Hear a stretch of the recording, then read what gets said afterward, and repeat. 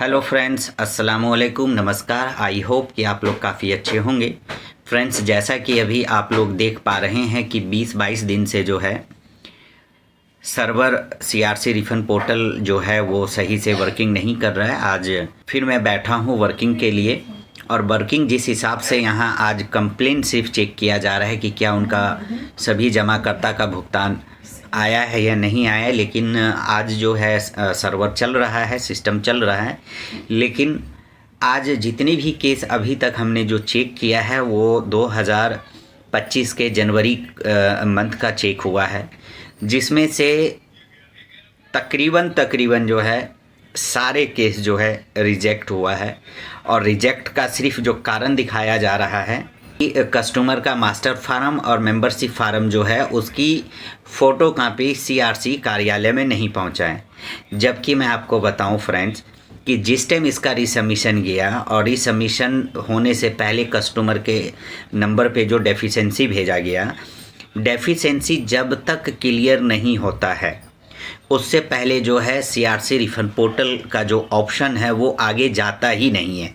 और अब दोबारा सीआरसी रिफंड पोर्टल पे जो है आज जो चल रहा है सर्वर, जितने भी केस है उस केस का 80% हम मान के चलें तो रिजेक्ट है केस। अब उन सभी का दोबारा एप्लीकेशन निकलेगा, दोबारा उसका सिग्नेचर होगा, दोबारा कंप्लेन नंबर उसका जनरेट होगा और आज से फिर उसकी गिनती होगी। ऐसे ही एक केस अभी मेरे पास आया हुआ है फ्रेंड्स, मैं आपको दिखा रहा हूँ इस केस को। बहुत सारे केस हैं, लेकिन इस केस में देखिए कि 17/1/2025 में रीसबमिशन हुआ, 2024 में इसका कंप्लेन गया। जब कंप्लेन गया तो 99% जो है मास्टर फार्म और मेंबरशिप फार्म का ही रिजेक्शन आया डेफिशिएंसी में। बहुत सारे ऐसे भी आएंगे जिसमें फादर नेम या सेल्फ जो नेम है उसमें मिसमैच था, जिसके वजह से भी डेफिशिएंसी आया, या एक अक्षर का भी स्पेलिंग में भी अगर अंतर है तो उसका भी डेफिशिएंसी आया। लेकिन उससे ज़्यादा जो है 99% जो है मास्टर फार्म और मेंबरशिप फार्म का डेफिशिएंसी आया। जब तक मास्टर फार्म या मेंबरशिप फार्म या नेम करेक्शन, चाहे वो सेल्फ हो चाहे वो फादर हो या कुछ भी हो, जब तक उसका करेक्शन ठीक नहीं होता है उससे पहले जो है सीआरसी रिफंड पोर्टल से एप्लीकेशन नहीं निकलता है। अब इस क्लाइंट का अभी मैं आपको दिखा रहा हूँ फ्रेंड्स, ये एक क्लाइंट है। मैं इसलिए आपको दिखा रहा हूँ और बता रहा हूँ कि जब सीआरसी के कंप्लेन जब होता है तो उस पे मैसेज जो आता है मोबाइल नंबर पे वो 45 दिन का ही मैसेज आता है। अब आप देखें फ्रेंड्स कि इसका कंप्लेन 17/1/2025 में गया। 45 दिन का सवाल आता है या उस 45 दिन का जो उस पर लिख के आता है कि 45 दिन के बाद आपके एप्लीकेशन पे कार्रवाई की जाएगी। अब 45 दिन के बाद कितना दिन, जनवरी से जनवरी अगर हम लेके चलें तो 12 और 1 13 महीने, 13 महीने। और आज आपका 20 या 21 तारीख है, आज 21 तारीख है, तो 21 तारीख में अगर लेके चलें तो 13 और 1 14 महीने। इस 14 महीने में जाकर अब इसका फिर से केस जो है रिजेक्ट हुआ है, और रिजेक्ट जो है अब दोबारा फिर से इसका रीसबमिशन 1 दिखाएगा, क्योंकि इनका रीसबमिशन 2 दिखा रहा है। अब इनका रीसबमिशन 2 होने के बाद भी जो है अब फिर से इसका सिग्नेचर होगा, फिर से सारा काम होगा, उसके बाद फिर इनका जो है फिर चेक होगा 45 दिन का, फिर इनके पास मैसेज आएगा और उसके बाद ही इनका भुगतान हो पाएगा। अब आप देखिए कि 1 साल तो लग गया इसका केस को वेरीफाई करने में। अब जो दोबारा रीसबमिशन 2 हो रहा है, अब इस व्यक्ति का एक ही सवाल है कि अगर रिजेक्ट करना ही था सीआरसी रिफंड को तो ये रिजेक्शन 45 दिन के बाद क्यों नहीं किया गया। जो आज रिजेक्शन दिया है कि इसका मास्टर फार्म और मेंबरशिप फार्म का छाया कापी जो है नहीं पहुंचा है, तो ये चीज़ 1 साल क्यों, 1 साल पहले ही क्यों नहीं दिया गया कि ये कस्टमर दोबारा फिर उसको ठीक करते हुए दोबारा उसका एप्लीकेशन जाता और उस व्यक्ति का जो है भुगतान मिल जाता। अब एक व्यक्ति जो है 3-3 बार 4-4 बार रीसबमिशन हो रहा है। अगर हम इसकी बात करें तो R2 लिख के आया, और R2 का मतलब हो गया कि ये तीसरी बार इनका जो है ये रीसबमिशन हो रहा है, क्योंकि पहली बार कंप्लेन नंबर गया, उसके बाद रीसबमिशन हुआ और रीसबमिशन के बाद दोबारा रीसबमिशन हो रहा है।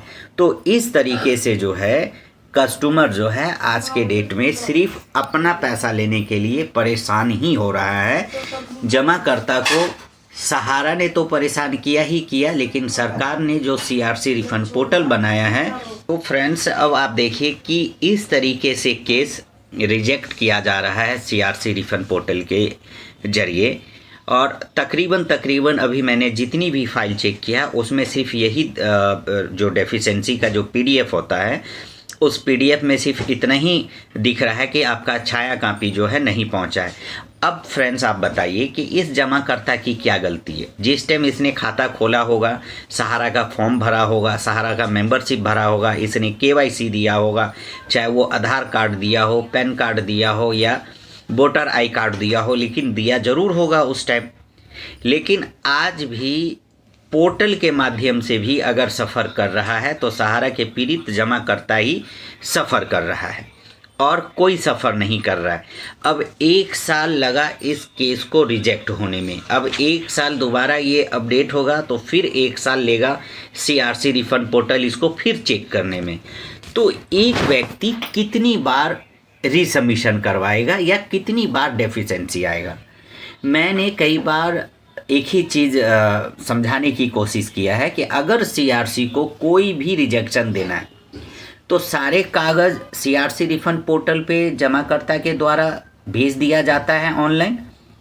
आप एक बार चेक कर लें और एक बार चेक करने के बाद एक ही बार जितनी भी रिजेक्शन है, चाहे वो नाम में रिजेक्शन हो, चाहे फादर नेम में रिजेक्शन हो, चाहे मेंबरशिप का रिजेक्शन हो, चाहे मास्टर फार्म, अदर जो भी रिजेक्शन है, एक बार करके उस कस्टमर को डेफिशिएंसी दे कि वो उस कस्टमर को डेफिशिएंसी ठीक करवाने में भले 2 महीना लग जाए, लेकिन वो 2 महीना में सारे डेफिशिएंसी ठीक करवाने के बाद जो है कम से कम उसको भुगतान सीआरसी रिफंड पोर्टल से मिल तो जाए।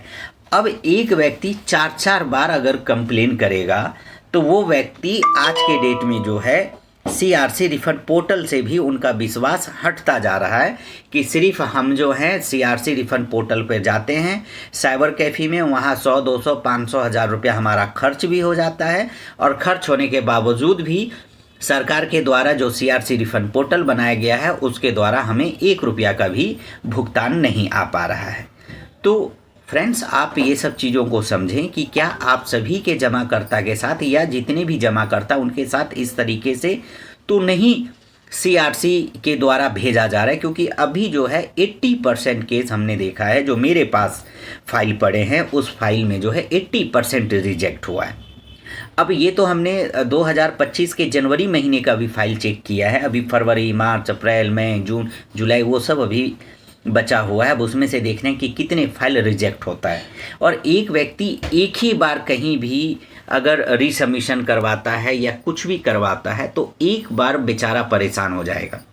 क्यों कि सहारा ने तो परेशान किया ही किया 2012 से लेके अब जो सरकार ने जो एक सीआरसी रिफंड पोर्टल का जो एक जुमलेबाजी दे रखा है या जो एक झुनझुना जमाकर्ता को दे रखा है कि आप इस पे आइए और आप सिर्फ रीसबमिशन करते रहिए, 100 में से 5 आदमी को हम भुगतान कर देंगे, 95 आदमी को जो है हम रीसबमिशन करवाते रहेंगे। तो इस तरीके से सीआरसी रिफंड पोर्टल का फिर फ़ायदा क्या है जब जमाकर्ता को सही टाइम पे सही वक्त पे उनको भुगतान नहीं मिल पा रहा है।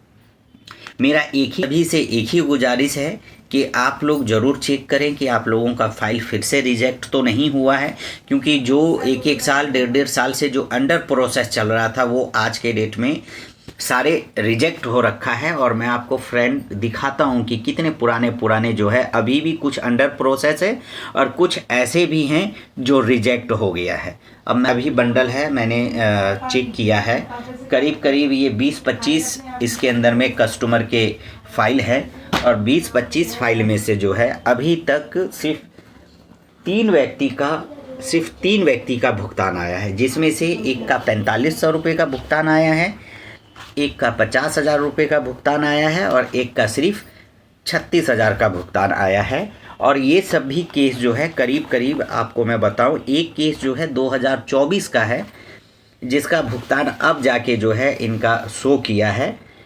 2024 का ये केस है, इनका एक भुगतान आया है और एक ये भी 2024 का केस है दिसंबर महीने का, क्लाइंट का इसका भुगतान जो है जनवरी के डेट में सीआरसी रिफंड पोर्टल से किया गया है।